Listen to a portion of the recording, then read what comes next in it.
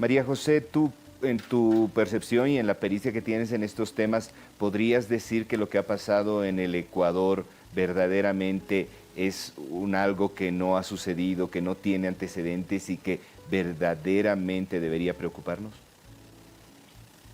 Mira, yo creo que esta es una reacción eh, muy cuestionable, es una reacción muy dimensionada, digamos, sobredimensionada, un eh, poco sutil ante una acción inicial, y esa acción inicial es quizá la que no estamos viendo. Y me gustaría a mí poner en contexto la situación del Ecuador. Yo creo que entrar a una embajada y las imágenes que hemos visto de policías subiendo a las paredes son realmente muy graves y deja un precedente muy grave, pero también lo es y deja un precedente muy grave el hecho de que el gobierno mexicano haya podido tener en su embajada a una persona que no era un perseguido político, sino que era un delincuente que tenía un proceso en firme, esto es que tenía una sentencia ejecutoriada, es decir, que ya estaba en la cárcel y que había salido con una sentencia muy dudosa de un juez por temas de salud y que tenía que presentarse periódicamente ante la justicia ecuatoriana y entonces decide entrar a la embajada mexicana y la embajada mexicana recibe a un entonces, yo quisiera poner en contexto que si bien las imágenes que hemos tenido y el precedente que genera el presidente Noboa al entrar y violar una embajada y eh,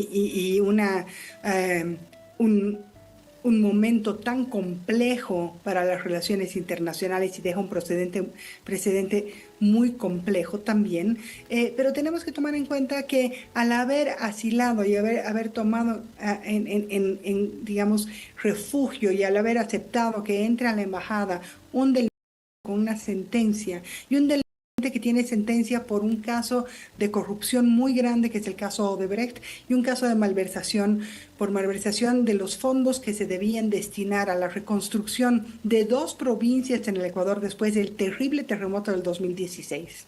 Bien. Y esta también es una violación grave, y te digo cuáles son las violaciones. Viola el artículo tercero del Acuerdo de Caracas, se viola el artículo primero de la Convención de Montevideo y se viola el artículo 41 de la Convención de Viena. Es decir, que uno no podría tener como asilado a un reo, ¿sí? Bien. Y es cierto que es un precedente complicado, pero también tenemos que tener en cuenta cómo estamos manejando esta visión de algo tan delicado como es el asilo. Si tú puedes escapar de la justicia de tu país y asilarte en una embajada, me parece que eso también se tiene que tomar en cuenta, ¿no es cierto? Entonces es una reacción a Ujú. una acción inicial que tiene México.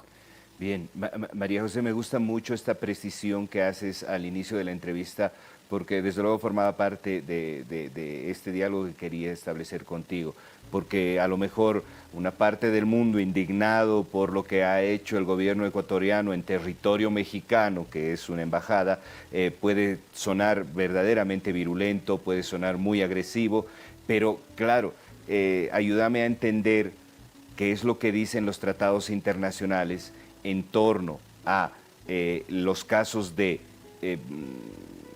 justicia, de temas ejecutoriados en contra de una persona y que no puede sencillamente decir soy un perseguido político, me voy a una embajada. ¿Qué otros recursos tenía el presidente Noboa, qué otros recursos tenía el Ecuador antes que el asalto a un territorio extranjero? Me imagino que tenía muchos otros recursos, como por ejemplo haber generado una molestia internacional, podía haber ido a la Haya, podía haber ido a varias organizaciones, etcétera, etcétera.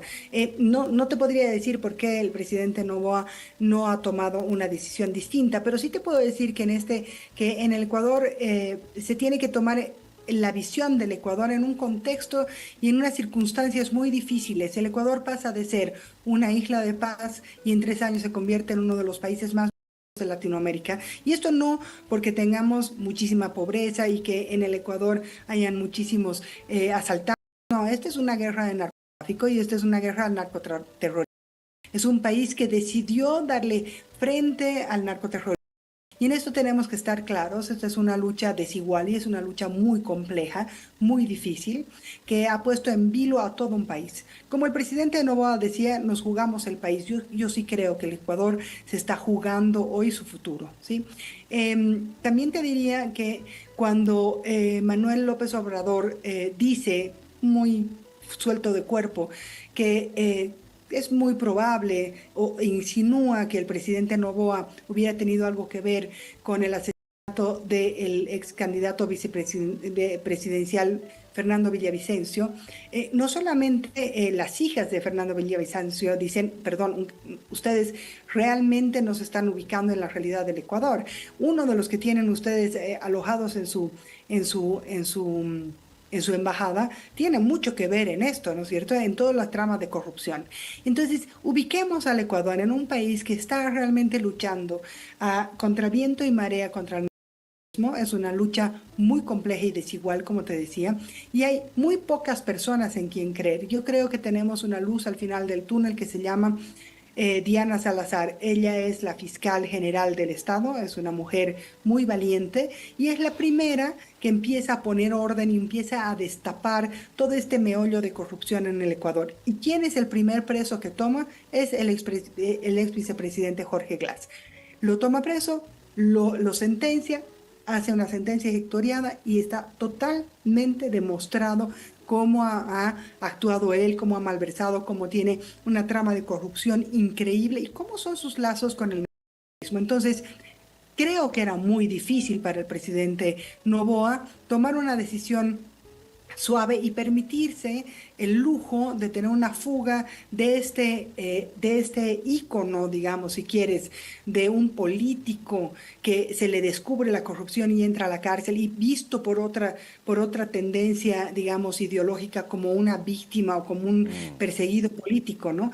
Entonces, creo que ha sido muy difícil la decisión de Noboa.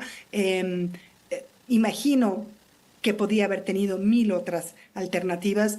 Él dice, y el gobierno del Ecuador dicen, había un riesgo de fuga válido, totalmente claro, al mandar un avión el presidente Manuel López Obrador al Ecuador para que se vaya su embajadora, ahí se iba a ir Glass, y no sería la primera vez que uno de estos